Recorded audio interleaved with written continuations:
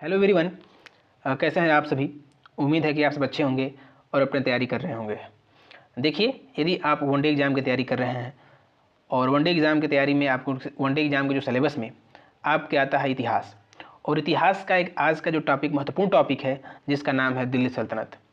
देखेंगे दिल्ली सल्तनत जो 1206 से शुरू होकर 1526 ईस्वी तक जाता है। लगभग भारत पे कहते हैं कि तीन शताब्दियाँ भारत पे उन्होंने शासन किया।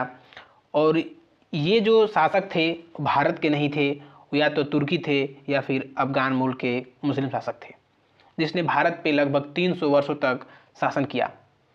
आपसी फूट कह सकते हैं या फिर अपनी जो विचारधारा मेल नहीं खाई, जिनके कारण जो बाहरी आक्रमणताएँ थी आकर हमारे ही राज्य में, हमारे ही देश में हमारे ऊपर शासन किया।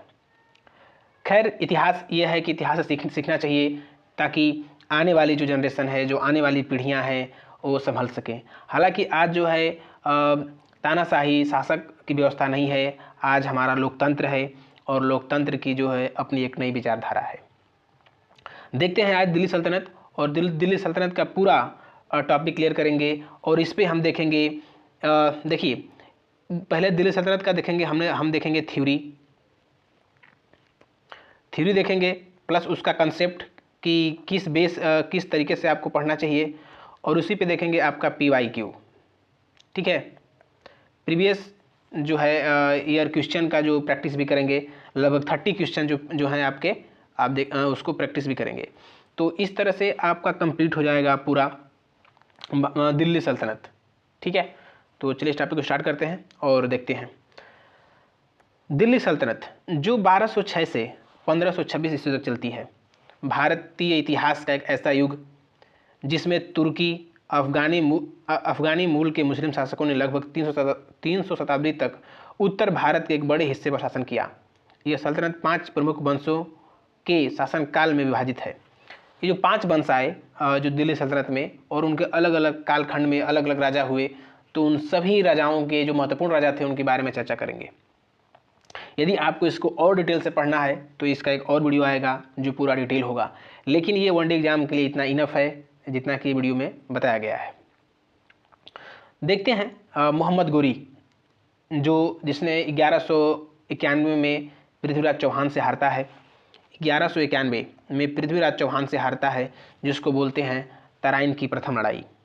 मोहम्मद गोरी को हारने के बाद जो पृथ्वीराज चौहान ने उसको नहीं मारा और छोड़ दिया। फिर आता है 1192 का काल, और 1192 में फिर होता है तराइन की द्वितीय लड़ाई, और इसमें मोहम्मद गोरी विजयी होता है और पृथ्वीराज चौहान को हार मिलती है।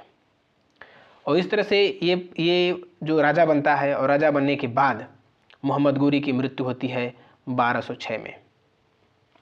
ठीक है, तो मोहम्मद गोरी के मृत्यु के बाद 1206 में एक नया वंश का जन्म होता है जिसको बोलते हैं गुलाम वंश। है कि मोहम्मद गोरी के मरने के बाद एक नया वंश का स्थापना होती है जिसका नाम है गुलाम वंश, और गुलाम वंश चलता है। देखिए, ये आपके एग्जाम में फ्रिक्वेंटली पूछता है कि गुलाम वंश जो शासनकाल था कब से कब तक था। तो गुलाम वंश 1206 से 1290 के बीच में रहता है। ठीक है, गुलाम वंश की जो स्थापना है कुतुबुद्दीन ऐबक ने की थी। यह वंश तुर्की मूल के गुलामों के मामलुक वंश पर आधारित था। ठीक है, तो गुलाम वंश की स्थापना किसने की थी? कुतुबुद्दीन ऐबक ने। ठीक है, कुतुबुद्दीन ऐबक ने गुलाम वंश की स्थापना किया था। इनके देखते हैं प्रमुख शासक, कौन कौन से प्रमुख शासक हुए थे। पहला तो था कुतुबुद्दीन ऐबक ही खुद, जो 1206 से लेकर 1210 ईस्वी तक दिल्ली पर शासन करता है। मोहम्मद गोरी का यह सेनापति था। कौन था कुतुबुद्दीन ऐबक जिसने गुलाम वंश की स्थापना की थी? एक मोहम्मद गोरी का क्या था, सेनापति था। उसकी मृत्यु के बाद वो दिल्ली गद्दी पर बैठा।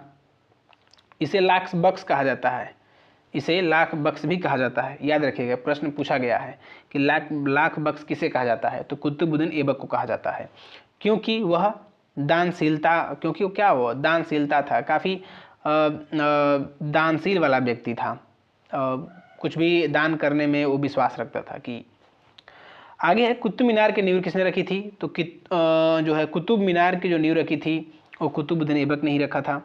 और इसको एक घोड़े से गिरने के कारण इसकी मृत्यु हो जाती है। एक चालागान खेल होता है, उसको खेल रहा था और उस खेल में वो घोड़े से दौड़ रहा था और घोड़े गिरने के कारण कुतुबुद्दीन ऐबक की मृत्यु हो जाती है। कुतुबुद्दीन ऐबक के मरने के बाद आता है इल्तुतमिश। इल्तुतमिश राजा बनता है दिल्ली सल्तनत का। गुलाम वंश का सबसे महत्वपूर्ण शासक था इल्तुतमिश, जो 1211 से 1236 तक दिल्ली पर सल्तनत पर राज्य करता है। उसने दिल्ली को सल्तनत की राजधानी बनाया। ये प्रश्न आया था कि दिल्ली को सल्तनत की राजधानी किसने बनाया था, तो इल्तुतमिश ने बनाया था। इक्ता प्रणाली भी शुरू की थी। इक्ता प्रणाली भी शुरू करने वाला शासक था जो इल्तुतमिश था। 40 जो है तुर्की सरदारों का समूह जो था चलगान वो जिसको बोला गया, उसका भी गठन किसने किया था, इल्तुतमिश ने किया था। अब उसने अपनी बेटी रजिया सुल्तान को उत्तराधिकारी बनाया। एक पहला शासक था जिसने अपने बेटे को राज्य न देकर अपने बेटी को राजगद्दी दी। और दिल्ली सल्तनत का जो पहला सुल्तान महिला थी जिसका नाम था रजिया सुल्तान। आप देख सकते हैं, एक ट्रिक भी याद कर सकते हैं। इल्तुतमिश से होता है ई है इल्तुस इक्ता, ई से इक्ता, ई से इल्तुतमिश। इल्तुतमिश शुरू की थी इक्ता प्रणाली। और 40 जो है चलगान शासकों का भी क्या किया था, गठन किया था। और इसके मरने के बाद उसने अपनी बेटी को उत्तराधिकारी बनाया। कब बनाया था उत्तराधिकारी, 1236 में। देखते हैं रजिया सुल्तान का कार्यकाल। इसने 1236 से क्या की थी, 1240 तक दिल्ली सल्तनत की शासिका रही। और ये भारत की ऐसी पहली महिला शासिका है पहली महिला शासिका थी जिसने एक राज्य को संभाला था। अपने प्रशासनिक और सैन्य कौशल के लिए प्रसिद्ध थी। इसकी हत्या तुर्क सरदारों ने कर दिया था। तुर्क सरदारों ने इन्हीं के शासन के लोगों ने ही इनकी हत्या कर दी। इसके बाद रजिया सुल्तान के बाद आता है गयासुद्दीन बलबन। गयासुद्दीन बलबन ने मजबूत केंद्रीय सत्ता स्थापित किया। बलबन जो है काफ़ी ताकतवर तानाशाह था, सुल्तान था। उसने नियम और अनुशासन की नीति अपनाई। वो जानता था कि किसी भी सत्ता को, किसी भी राज्य को चलने के लिए आपको नियम चाहिए, अनुशासन चाहिए। और जिस राज्य में यदि नियम अनुशासन नहीं रहेगा तो सत्ता भी ज़्यादा दिन तक नहीं टिक सकती। तो उसने अपने नियम और अनुशासन को काफ़ी मजबूत किया। उसने सुल्तान को ईश्वर का प्रतिनिधि घोषित किया। उसने कहा कि जो सुल्तान होता है वो सीधे ईश्वर का प्रतिनिधि होता है। ईश्वर का मतलब स्वरूप होता है एक तरह से, मानिए कि। तो ये था गयासुद्दीन बलबन की कहानी। ठीक है, अब देखते हैं कि ये जो गुलाम वंश का अंत कैसे होता है, पतन कैसे होता है। गुलाम वंश का पतन कमजोर शासकों और आंतरिक विद्रोह के कारण होता है। ये जो 40 जो चलगान शासक थे उनके अंदर एक आ गई थी सामंतवादी व्यवस्था। और सामंतवादी व्यवस्था जो थे, छोटे छोटे राज्य जो थे अपने आप को स्वतंत्र राज्य घोषित करते जा रहे थे। और इस तरह से एक बड़ा राज्य जो है बिखरने लगा था। इस कारण जो गुलाम वंश का क्या हो गया, पतन हो गया। गुलाम वंश जो है उसके बाद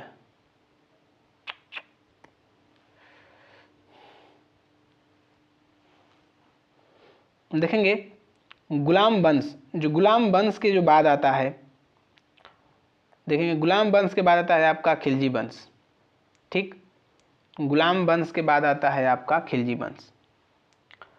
खिलजी वंश कब से कब तक रहता है, 1290 से 1320 ईस्वी तक। देखिए खिलजी वंश कब से कब तक रहता है आपका, 1290 से 1320 ईस्वी तक रहता है खिलजी वंश। यह वंश तुर्क अफगानी मूल का था। इसकी स्थापना जलालुद्दीन फिरोज खिलजी ने की थी।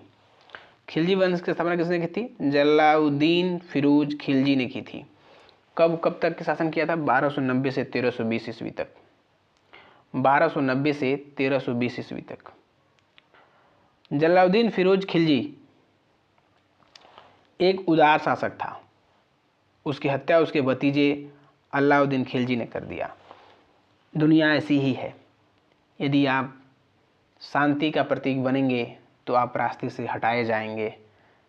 तो इसलिए थोड़ा सा शक्ति लाना भी ज़रूरी है, ताकि कोई भी हटाने से पहले एक बार सोचे। तो इसकी हत्या जलालुद्दीन फिरोज खिलजी की हत्या किसने की थी? उसके भतीजे ने, अलाउद्दीन खिलजी ने उसकी हत्या कर दिया। उसके बाद आता है अलाउद्दीन खिलजी, शासक बनता है। खिलजी वंश का जो है अगला शासक बनता है अलाउद्दीन खिलजी। यह खिलजी वंश का सबसे महत्वपूर्ण शासक था। उसने मंगोल आक्रमण को सफलतापूर्वक रोका। मंगोल आक्रमण जो हुआ था इस समय, और उसने सफलतापूर्वक रोका था कौन? अलाउद्दीन खिलजी। ये वेरी वेरी इंपॉर्टेंट क्वेश्चन है जो फ्रिक्वेंटली एग्जाम के जाके स्टेट पीसीएस के एग्जाम में सभी क्वेश्चन पूछा गया है। उसने मंगोल आक्रमणों के कारण इसने मंगोल आक्रमणों को सफलतापूर्वक रोका था। दक्षिण भारत के राज्य देवगिरी, वारंगल, मदुरई पर विजय प्राप्त की। उसने दक्षिण भारत के भी कुछ राज्य जीते, जैसे देवगिरी को जीता था, वारंगल जीता, मदुरई जीता। तो अलाउद्दीन जो खिलजी है बहुत ही योग्य शासक है। बाजार नियंत्रण प्रणाली शुरू किया था। बाजार नियंत्रण प्रणाली, ऐसा नहीं है कि बाजार का कुछ नियम नहीं होगा, जिससे जो भी बाजार चल रही है, कोई किसी भाव से बेच रहा है, कोई कुछ भी बेच रहा है, उस पर कोई नियम व्यवस्था नहीं थी। लेकिन अलाउद्दीन खिलजी ने बाजार को नियंत्रण प्रणाली लाया। वो जानता था कि कोई भी राज्य तभी चलेगा जब उसके पास पैसा होगा, और पैसा कहाँ से आएगा? मार्केट से। यदि अगर मार्केट पर नियंत्रण नहीं होगा तो पैसा नहीं आएगा। तो उसने बाजार नियंत्रण प्रणाली भी शुरू किया। दिल्ली सल्तनत की सीमा दक्षिण भारत पर तक विस्तार किया। आपको बताया था कि दक्षिण भारत के जो 3 हिस्से जीते, देवगिरी, वारंगल, मदुरई, तो उसने दक्षिण भारत तक का भी क्या किया? अपने सीमा को विस्तारित किया। अलाउद्दीन के मृत्यु के बाद, कह रहे कि अलाउद्दीन खिलजी के मृत्यु के बाद कमजोर शासकों के कारण इस वंश का क्या हो गया? पतन हो गया। आगे देखते हैं। हमने देख लिया था आपका पहले गुलाम वंश। जो गुलाम वंश कब से कहाँ तक था? गुलाम वंश था 1206 से, गुलाम वंश था कहाँ? 1206 से आपका 1290 तक। खिलजी वंश कब से था? 1290 से देखेंगे 1320 तक। तो खिलजी वंश है 1290 से 1320, और गुलाम वंश है 1206 से 1290 तक। ठीक है। अब देखते हैं इसके खिलजी के मरने के बाद आगे आता है तुगलक वंश। तुगलक वंश की नींव रखता है गयासुद्दीन तुगलक। ठीक है, ये प्रमुख शासक था गयासुद्दीन तुगलक। उसने मजबूत शासन और सैन्य शक्ति के लिए जाना जाता है। तुगलक को ये पता था कि अगर शासन कमजोर होगा तो राज्य जाएगा, यदि शक्ति कमजोर होगी तो भी राज्य आएगा।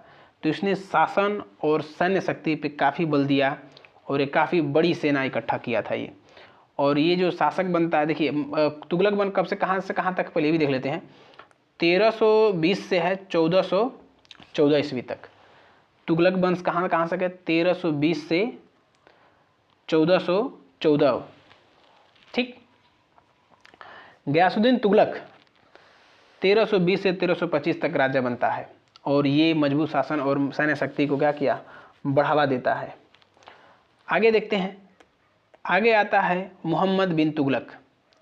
मोहम्मद बिन तुगलक भी एक योग्य शासक, अपनी असफल योजनाओं के लिए प्रसिद्ध है।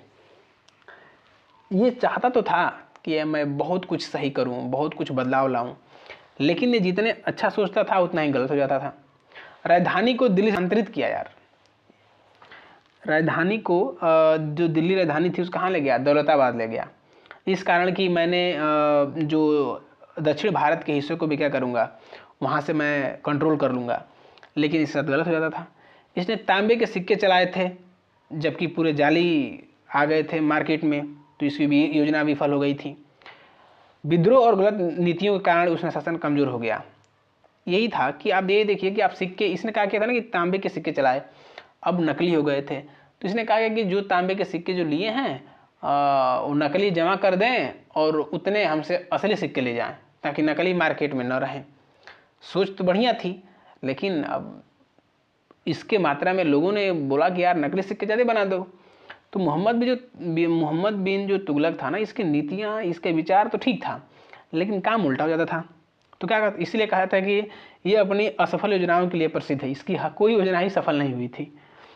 इसके बाद आता है मोहम्मद बिन तुगलक के बाद आता है आपका फिरोज शाह तुगलक। ठीक है, फिरोज शाह तुगलक आता है। उसने समाज सुधार, नहरों का निर्माण, धार्मिक सहिष्णुता की नीति अपनाई, फिरोज कोटला के किले का निर्माण करवाया। आप बताइए कि फिरोज कोटला जो है किला कहाँ पे स्थित है? फिरोज शाह कोटला किला कहाँ पे स्थित है? समाज सुधारक, समाज की नई नई कुरीतियों को इस पे उसने विचार किया। नहरों के निर्माण के लिए ये भी सवाल पूछा गया है कि नहरों के मतलब दिल्ली सल्तनत में किसने नहरों पे काम किया था? तो किया था फिरोज शाह तुगलक ने। धार्मिक सहिष्णुता की भी नीति अपनाई थी। पतन इसका कब होता है? आता है 1398 में आता है आपका तैमूर लंग 1398 में आकर आक्रमण करता है और तुगलक वंश का जो अंत होता है। और तुगलक वंश का अंत होने के बाद ये जो तैमूर था भारत पे अनेकों जुल्म ढाए। यहाँ के लोगों, यहाँ की स्त्रियाँ, यहाँ का धन सब कुछ तहस नहस करके गया। शायद ये भारत के राजाओं की एक विफलता थी, बहुत बड़ी विफलता थी, नाकामी थी। तो इस तरह से हमारा समाप्त हो जाता है आपका तुगलक वंश। तो देखेंगे तुगलक वंश कब से था? 1320 से 1414। उसके बाद आता है आपका सैयद वंश। सैयद वंश आता है 1414 से 1451। यह वंश तैमूर के सेनापति खिज्र खान के द्वारा स्थापित किया गया था। जब तुगलक वंश 1398 के बाद से उसके सारे सत्ता को समाप्त करने के बाद 1414 में सैयद वंश की स्थापना होती है और स्थापना करता है खिज्र खां। खिज्र खां कौन था? उसी तैमूर लंगड़े का क्या था? सेनापति था। खिज्र खां तैमूर का प्रतिनिधि के रूप में कार्य किया था इसने। खिज्र खां जो है सैयद वंश का क्या है? संस्थापक है। इसके बाद खिज्र खां के बाद आता है मुबारक शाह। मुबारक शाह विद्रोह को दबाने की कोशिश करता है। विद्रोह को दबाने की कोशिश करता है, चाहता है कि हमारे राज्य में जो है एक अच्छा समन्वय बैठाकर काम किया जाए, लेकिन ऐसा हो नहीं पाता है और इस वंश का भी अंत होता है। सैयद शासक कमज़ोर थे और उनकी शक्ति बनाए रखने में असमर्थ रहे और इस तरह से जो है ये वंश भी क्या हो गया? समाप्त हो गया। तो सैयद वंश भी समाप्त हो जाता है। बहुत कम समय के लिए आता है, 1414 में आया और 1451 में इसका समाप्ति हो गई। देखेंगे इसे कहानी है कि यदि आप किसी के क्या बोलते हैं कंधे पर रख के बंदूक चलाएंगे तो ये जरूर रखिए कि आप हार का सामना करना पड़ेगा, क्योंकि उसके कंधे कैसे हैं, कब कमज़ोर पड़ जाएंगे आपको कुछ भी पता नहीं। तो यदि आप जंग जीतना चाहते हैं, यदि आप युद्ध जीतना चाहते हैं, यदि आप सफल होना चाहते हैं तो दूसरों के कंधों पर रखकर आप कोई काम न करें, स्वयं के बल पे काम करें। जितना आप कर सके हैं, जितना कर सकते हैं उतना ही करें।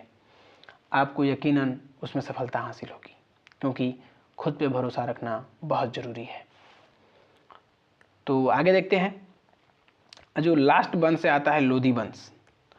जो लोधी वंश है 1451 से 1526 ईस्वी तक दिल्ली पे राज्य करता है। यह वंश अफगानी मूल का था। इसकी स्थापना बहलोल लोधी ने किया था। 1451 में बहलोल लोधी ने क्या किया था? लोधी वंश की स्थापना किया।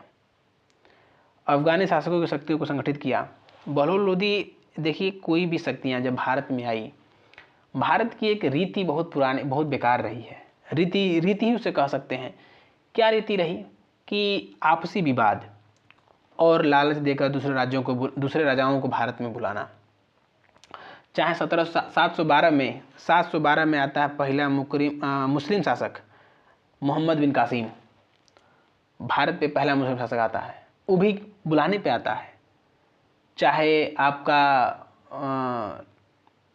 तराइन के प्रथम युद्ध में मोहम्मद गोरी हो, वो भी बुलाने पे आता है। चाहे फिर बाबर हो, चाहे फिर हुमायूं हो, वो भी बुलाने पे आता है। आप देखेंगे कोई भी भारत को अचानक आके हरा नहीं पाया। भारत को हराने में भारत के लोगों ने ही साथ दिया, तब जाके भारत के राजाओं ने हारा था। इतना आसान नहीं था। भारत की पुरुषार्थ इतनी बड़ी है कि इसको हराना नामुमकिन है। लेकिन जब आपके घर के ही लोग दुश्मन के पक्ष में चले जाएंगे तो आप कितना हो बलशाली हो, आपको तो हारना पड़ेगा ही। ठीक है, तो भारत को ऐसा कोई शासक नहीं था जो आकर इंटरनली रूप से हरा दे। यदि ये अच्छा, अभी ये कल्पना कर सकते हैं कि भारत कोई आ रहा है जो भारत के बारे में कुछ नहीं जानता हो, वो कैसे भारत के उन जगहों पर पहुंचेगा कि ये जगह भी, अच्छा इस राज्य का कहाँ से कहाँ क्या है, इसकी सैन्य शक्ति कहाँ है, यहाँ की राजधानी क्या है, यहाँ राजा कहाँ होता है, कैसे कोई जान पाएगा। तो भारत के लोगों ने ही पूरा सीक्रेट लीक किया और तब जाकर मुस्लिम आक्रांताएँ, बाहरी राजाओं की जो सेनाएँ हैं, भारत के राजाओं को हरा पाया था। तो बड़ी विडंबना है हमारे देश में। ठीक है, तो अब देखते हैं हम लोधी वंश, हमने देख लिया। अब आगे देखते हैं बहलोल लोधी। बहलोल लोधी भी क्या करता है, ये लोधी वंश संस्थापक है, अफगानी शासक की शक्तियों को संगठित करता है। उसके बाद आता है सिकंदर लोधी। सिकंदर लोधी है आपका जो 1489 से देखेंगे 1517 ईस्वी तक क्या करता है, शासक रहता है, दिल्ली सल्तनत का सुल्तान रहता है। उसने आगरा के शहर की स्थापना किया था। आगरा शहर की स्थापना किसने किया था? सिकंदर लोधी ने। उसके बाद कृषि और व्यापार को बढ़ावा दिया। सिकंदर लोधी जानता था कि आत्मा कहाँ बसती है, गाँव में बसती है, इसलिए इसने कहा गया कृषि और व्यापार को क्या किया, बढ़ावा दिया था सिकंदर लोधी 1498 से 1587 ईस्वी। ठीक, आगे देखते हैं। अगला है आपका इब्राहिम लोधी, जो लोधी वंश का अंतिम शासक। उसका शासनकाल अस्थिर रहा। उसने 1517 पे गद्दी पे बैठता है और 1517 पे गद्दी में बैठता है। 1526 में आता है एक और मुगल शासक जिसका नाम होता है बाबर, जिसने बाबर ही मुगल वंश की नींव रखी थी। 1526 में आता है और पानीपत की प्रथम लड़ाई लड़ता है इब्राहिम लोधी से और दिल्ली सल्तनत का अंत कर उसने नया वंश रखता है, मुगल वंश का आगमन होता है। तो इब्राहिम लोधी 1526 में तराइन की प्रथम लड़ाई में हारता है और उसके बाद यही होता है दिल्ली सल्तनत का अंत। आगे देख लेते हैं इसकी जो स्थापत्य कला क्या क्या है, दिल्ली सल्तनत की विशेषताएं क्या कर रही हैं। ठीक है, दिल्ली सल्तनत की विशेषताएं क्या है। राजनीतिक संरचना क्या है, राजनीतिक संरचना सुल्तान के पास सर्वोच्च शक्ति थी। जो भी आप देखेंगे दिल्ली सल्तनत में जो सुल्तान होता था उस वो एक तरह से आज का जो क्या था, प्राइम मिनिस्टर था। जो दिल्ली का जो सुल्तान रहता क्या था, जिससे भारत का प्राइम मिनिस्टर है ना, मोदी जी, वही था। सारी शक्तियाँ उसके पास होती थी। वजीर, सेनापति और अन्य मंत्री सुल्तान की सहायता करते थे, जैसे मोदी जी का कैबिनेट सहायता करता है। ठीक है, तो उसमें सुल्तान क्या था, प्रमुख था। आगे है सामाजिक और सांस्कृतिक प्रभाव क्या था। फारसी भाषा और साहित्यिक विकास इसमें हो रहा था। इसमें इस्लामी वास्तुकला बहुत ज़्यादा पनपी, जैसे आप देखेंगे कुतुब मीनार हुआ, अलाई दरवाज़ा हुआ, फिरोज शाह कोटला जो मस्जिद है उसका निर्माण हुआ। तो बहुत सारे जो है इस्लामी वास्तुकलाओं का निर्माण होता है किसमें, दिल्ली सल्तनत में। आप देखेंगे पूरा दिल्ली सल्तनत क्या है, मुस्लिम वंश ही है पूरा, एक मुस्लिम शासकों ने ही शासन किया हुआ है। ठीक है, आगे देखते हैं इसको। आगे धार्मिक नीति क्या थी रही, धार्मिक नीति कुछ शासक सहिष्णुता थे, कुछ शासक थे जो ठीक थे बीच वाले, लेकिन कुछ जो जबरन इस्लाम धर्म फैलाने का प्रयास किया, जैसे अलाउद्दीन खिलजी। बहुत सारे शासक रहे जिन्होंने जबरन मुस्लिम धर्म को बोले कि तुम अपनाओ, इसको अपनाने का प्रयास करो, मतलब करवाया, कन्वर्ट करवाया। हम आपको बता दें कि दुनिया में सिर्फ एक धर्म है, सनातन धर्म, बाकी सब मजहब है। सनातन धर्म प्रिय इसलिए है क्योंकि सनातन धर्म में जो कुछ भी हमने ग्रहण किया, हमने उसको देवता का नाम दे दिया, हमने उसे भगवान मान लिया। सनातन धर्म एक बहुत बड़ी आस्था है कि देखिए, जैसे माने कि हमने जल देवता, हमने पानी पिया जो जीवन के लिए उपयोगी है, जल देवता। हवा मैंने सांस लिया, वायु देवता। आग के लिए जरूरी है जीवन के लिए, अग्नि देवता। हमने जिस चीज़ को चंद्रमा से मैंने रोशनी लिया, चंद्रमा को पूजा, सूर्य देवता जो सूर्य से रोशनी ली। हमने जो कुछ भी हम धरती से उपज लिए, धरती पे हैं, धरती माता, मैंने सबको एक भगवान का दर्जा दे दिया। दुनिया में ऐसा कोई धर्म नहीं है कि जो जिससे कुछ लाभ ले और उसे भगवान की तरह पूजे। तो सिर्फ एक सनातन धर्म की एक कल्चर है और संस्कृति है जो हमें सिखाती है कि जो कुछ भी मेरे हित के लिए जो काम कर रहा है वो मेरे लिए भगवान के समान है। हमने उसको भगवान मान लिया और दुनिया का ऐसा कोई धर्म नहीं है जिसमें इतनी सारी बातें जो है एक मानवता के लिए कही गई हो। तो सनातन धर्म इज बेस्ट धर्म। ठीक है, तो आगे देखते हैं। मतलब कभी भी सनातन धर्म कभी नहीं करता कि तुम आओ जबरन हमारे धर्म को अपना लो, या फिर आप देखेंगे कोई इतिहास जो है आप पहली शताब्दी से ईसा पूर्व भी देखते हैं, चंद्रगुप्त मौर्य, उसके भी पहले कहानी हम देखते हैं, आज भी देखते हैं। 5000 वर्ष जो लगभग कार्यकाल है, जहाँ तक हमारे पास साक्ष्य है, ऐसा एक भी हिंदू शासक जो जबरन कहा हो कि तुम हिंदू धर्म को अपनाओ, क्यों नहीं कहा? क्योंकि सारे सब मजहब आए, धर्म तो एक ही था, सनातन धर्म। ठीक है, ज़्यादा ज्ञान नहीं देना है, जो है वो वास्तविकता है। आगे बढ़ते हैं। कृषि पर आधारित आर्थिक जो व्यवस्था थी क्या थी? आपका दिल्ली सल्तनत की जो कृषि पर आधारित थी। अलाउद्दीन खिलजी ने बाजार नीति और आर्थिक सुधार भी लाए थे। हाँ, तो पहले तो कृषि थी, लेकिन पता चल गया कि हमें जो धन एकत्रित कहाँ से हो सकते हैं, बाजार कंट्रोल करके, तो उसने बाजार की नीति भी अपनाई थी। आगे है आपका सैन्य प्रणाली क्या थी? मंगोल आक्रमण को रोकने के लिए सैन्य शक्ति महत्वपूर्ण थी। अगर मानिए कि अगर सैन्य शक्ति महत्वपूर्ण नहीं होती तो फिर मंगोलों के आक्रमण से कैसे रोका जा सकता था? तो इसकी सैन्य शक्ति क्या थी? काफ़ी मजबूत थी। दिल्ली सल्तनत का आखिर पतन कैसे हुआ? पतन होता है दिल्ली सल्तनत का कमज़ोर प्रशासन, विद्रोहों और बाहरी आक्रमणों के कारण धीरे धीरे कमज़ोर हो गया था। और उसके बाद आता है बाबर, पानीपत की प्रथम लड़ाई, और 1526 में उसने क्या करता है, इब्राहिम लोदी को पटक पटक के मारता है, और उसके बाद मुगल वंश की नींव रखता है बाबर। तो इस तरह से दिल्ली सल्तनत क्या होता है, समाप्त हो जाता है। हमने दिल्ली सल्तनत को समाप्त कर लिया है। अब देखेंगे दिल्ली सल्तनत पे ही PYQ। ये 30 क्वेश्चन है। ठीक है, आप देखेंगे इसके 30 क्वेश्चन है। 30 क्वेश्चन देखेंगे, आपका सारा कंसेप्ट क्लियर हो जाएगा। देखिए, पहला, दिल्ली सल्तनत में इक्ता प्रणाली किसने शुरू की थी? इक्ता प्रणाली क्या था? इक से इक्ता, ई से इल्तुतमिश। तो option number A will be right answer.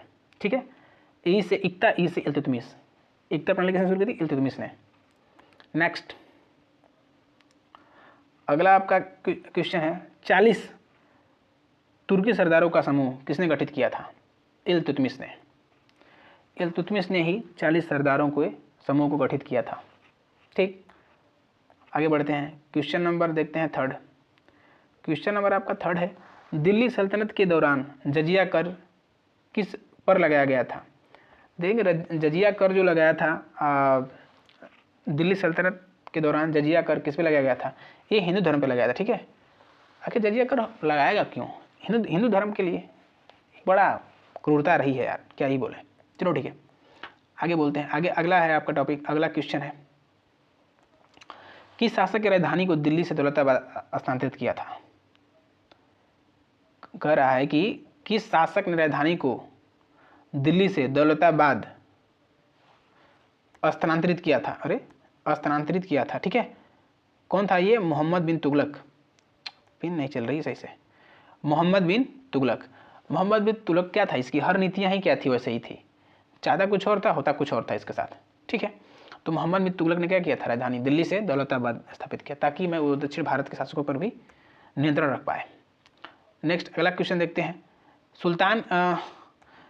Razia Sultan को गद्दी पर बैठाने वाला शासक कौन था? तो रजिया सुल्तान किसकी बेटी थी? इल्तुतमिश की। तो इल्तुतमिश ने ही इसे क्या किया था? रजिया सुल्तान को गद्दी पर बैठाया था। कब से कब तक थी ये? 1236 से 1240 तक। ठीक है, 1236 से 1240 तक इसने क्या किया था? दिल्ली का सुल्तान रही रजिया सुल्तान। अगला क्वेश्चन देखते हैं, कुतुब मीनार का निर्माण किसने करवाया था? जो है कुतुब मीनार का निर्माण किसने करवाया था? कुतुबुद्दीन ऐबक ने। ठीक है, कुतुबुद्दीन ऐबक ने करवाया था कुतुब मीनार का निर्माण। तो option number A will be right answer. आगे देखते हैं, खिलजी वंश का सबसे शक्तिशाली शासक कौन था? खिलजी वंश जिसने बाजार नियंत्रण प्रणाली शुरू की थी, कौन? Alauddin Khilji. Alauddin Khilji, option number B will be right answer. ठीक है, खिलजी वंश का सबसे शक्तिशाली शासक कौन था? अलाउद्दीन खिलजी था। अगला क्वेश्चन देखते हैं, बाजार नियंत्रण प्रणाली किसने शुरू की थी? बाजार नियंत्रण प्रणाली अभी बताया किसने शुरू की थी? अलाउद्दीन खिलजी ने। Option number A will be right answer. बाजार नियंत्रण प्रणाली किसने शुरू की थी? अलाउद्दीन खिलजी। नेक्स्ट, अगला क्वेश्चन है आपका, दिल्ली पर तैमूर का आक्रमण कब हुआ था? दिल्ली पर आक्रमण हुआ था 1398 ईस्वी में। आपको बताया 1398 ईस्वी में तैमूर लंगड़ा ने दिल्ली पर आक्रमण किया और तमाम कत्लेआम किए। यहाँ के धन को, यहाँ के लोगों को कुछ भी नहीं छोड़ा। ठीक है, अगला क्वेश्चन देखते हैं। अगला आपका क्वेश्चन है, फिरोज शाह तुगलक ने किस शहर में फिरोज शाह कोटला का निर्माण करवाया था?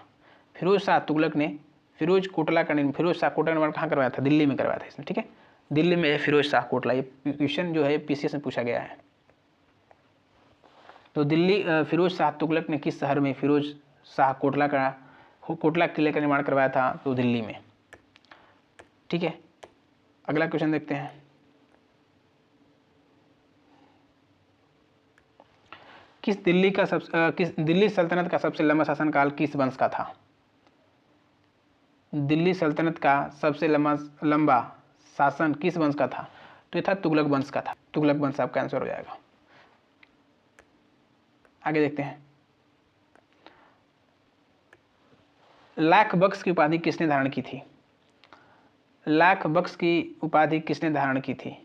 लाख बख्श उपाधि किसने दी थी? किसे दी गई?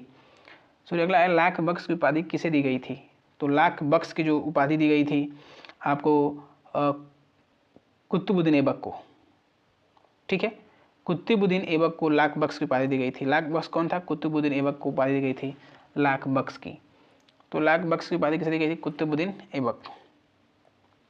नेक्स्ट देखते हैं, आगे है आपका, अलाउद्दीन खिलजी ने किस राज्य पर पहली बार आक्रमण किया था? अलाउद्दीन खिलजी ने किस राज्य पर पहली बार आक्रमण किया था? कब? Devagiri. Devagiri will be right answer. ठीक है, देवगिरी पे उसने पहली बार आक्रमण किया था।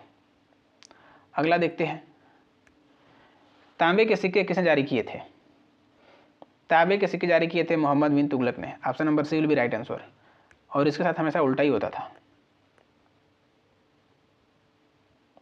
आगे है, लोधी वंश की स्थापना किसने किया था? लोधी वंश की स्थापना की थी बहलोल लोधी ने। Option number A will be right answer. Lodhi वंश की स्थापना किसने की थी? बहलोल लोधी। अगला है आपका, अलाई दरवाजा का निर्माण किसने करवाया था? अलाई दरवाजा का निर्माण करवाया था अलाउद्दीन खिलजी। अलाई दरवाजा अलाउद्दीन खिलजी। ठीक है, नेक्स्ट, किस शासक आगरा शहर की स्थापना किया था? किस शासक ने आगरा शहर की स्थापना की थी? Sikandar Lodi. Option number B will be right answer. और सिकंदरी शासक जिसने आगरा को अपनी राजधानी बनाया था। आगरा को राजधानी किसने बनाया था? सिकंदर लोधी। और आगरा शहर की स्थापना भी किसने किया था? सिकंदर लोधी ने किया था। अगला देखते हैं क्वेश्चन, तुगलक वंश का अंतिम शासक कौन था? तुगलक वंश का अंतिम शासक था नसीरुद्दीन महमूद। नसीरुद्दीन महमूद था तुगलक वंश का अंतिम शासक। Option number C will be right answer. अगला देखते हैं, पानीपत का प्रथम युद्ध कब हुआ था? पानीपत का प्रथम युद्ध होता है 1526 ईस्वी। 1526 ईस्वी में होता है पानीपत का प्रथम युद्ध। पानीपत का प्रथम लड़ाई 1526 इब्राहिम लोदी और बाबर के बीच में लड़ाई लड़ी गई थी, जिसमें इब्राहिम लोदी हारा और बाबर ने जीतकर मुगल वंश की स्थापना किया। अगला है कि दिल्ली सल्तनत के बाद किस राज्य की स्थापना हुआ था? ये बहुत इंपॉर्टेंट क्वेश्चन है। दिल्ली सल्तनत के बाद किस साम्राज्य की स्थापना हुआ था? तो यह स्थापना हुआ था आपका मुगल साम्राज्य की, क्योंकि बाबर ने लोदी को हराकर क्या किया? मुगल वंश की स्थापना किया।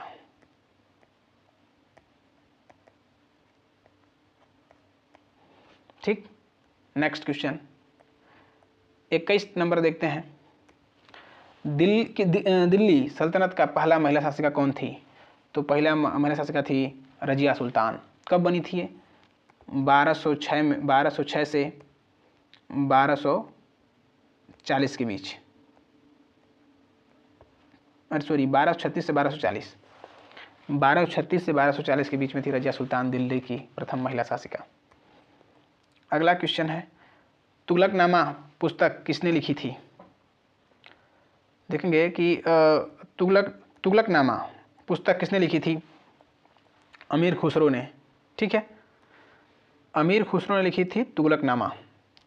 तुगलकनामा पुस्तक किसने लिखी थी? अमीर Khusro. Option number A will be right answer. अगला आपका है, दिल्ली सल्तनत के दौरान मुख्य प्रशासनिक भाषा क्या थी?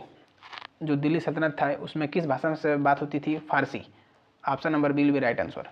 ठीक है, फारसी भाषा थी। नेक्स्ट क्वेश्चन देखते हैं, मोहम्मद बिन तुगलक ने राजधानी को दिल्ली से दौलताबाद स्थानांतरित किया क्योंकि दिल्ली पर मंगोल आक्रमण के बचने के लिए नहीं। उसने मोहम्मद बिन तुगलक ने दिल्ली से दौलताबाद किया था कि दक्षिण भारत पर नियंत्रण करने के लिए, और दक्षिण भारत पे क्या करना चाहता था? नियंत्रण करना चाहता था। अगला देखते हैं, जजिया कर खत्म करने वाला पहला शासक कौन था? अकबर। अकबर एक पहला शासक था जिसने जजिया कर को समाप्त किया था। ठीक है, नेक्स्ट देखते हैं, मोहम्मद गोरी की मृत्यु के बाद दिल्ली का शासन किसके हाथ में गया? तो मोहम्मद गोरी के मरने के बाद उसका गुलाम था कुतुबुद्दीन ऐबक, और कुतुबुद्दीन ऐबक ने गुलाम वंश की स्थापना किया था। तो कौन था? कुतुबुद्दीन ऐबक था। नेक्स्ट क्वेश्चन है, अलाउद्दीन खिलजी के समय दीवान ए रियासत किसके लिए थी? अलाउद्दीन देखा ना कि उसने बाजार नियंत्रण को देखा था, तो बाजार नियंत्रण प्रणाली किसने शुरू किया था? अलाउद्दीन खिलजी ने। तो उसका नाम दिया था दीवान ए रियासत। दीवान ए रियासत, बाजार नियंत्रण प्रणाली। अगला वर्ड है आपका, अगला क्वेश्चन है आपका, दिल्ली सल्तनत का अंतिम शासक कौन था? दिल्ली सल्तनत का अंतिम शासक था इब्राहिम लोदी। इब्राहिम लोदी को मारकर बाबर ने मुगल वंश की भारत में स्थापना करता है। तो इब्राहिम लोदी 1526 में पानीपत की प्रथम लड़ाई में कुटा जाता है और इस तरह से राजा बन जाता है वहाँ का तानाशाह बाबर, और भारत में होती है एक नया युग, मुगल वंश की शुरुआत। आगे देखते हैं, मोहम्मद बिन तुगलक के तांबे के सिक्कों क्यों अस्वीकार किया गया? अधिक मात्रा में नकली सिक्के बनाए गए थे, इसलिए अस्वीकार कर दिया गया था, क्योंकि अधिक मात्रा में नकली सिक्के थे। उसने पगला भी बोल दिया कि तुम लोग जमा करा दो और असली ले जाओ। तो इस तरह से इसकी सारी नीतियां क्या हो जाती थी? बेकार हो जाती थी। आज का अंतिम क्वेश्चन है, लोदी वंश के दौरान किस शासक ने आगरा को अपनी राजधानी बनाया था? सिकंदर लोदी, जिसने आगरा के शहर की स्थापना भी किया था। कौन? सिकंदर लोदी ने। सिकंदर लोदी ने ही दिल्ली से राजधानी, मतलब आगरा राजधानी बनाया था, और आगरा शहर की जो स्थापना भी किया था किसने? सिकंदर लोदी ने। तो इस तरह से हमने देखा कि आज हमने दिल्ली सल्तनत, ठीक है, दिल्ली सल्तनत को हमने पूर्ण रूप से खत्म किया।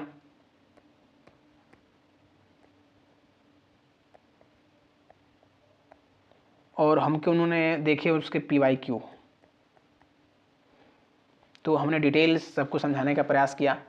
यदि आपको ये वीडियो अच्छी लगी हो तो आप इसे लाइक कर सकते हैं, अगर अच्छा होगा तो कमेंट भी कर सकते हैं। तो थैंक्स वॉचिंग फॉर वीडियो। मिलेंगे आपको अगले वीडियो में, तब तक देखते रहिए हमारा चैनल इंद्रजीत।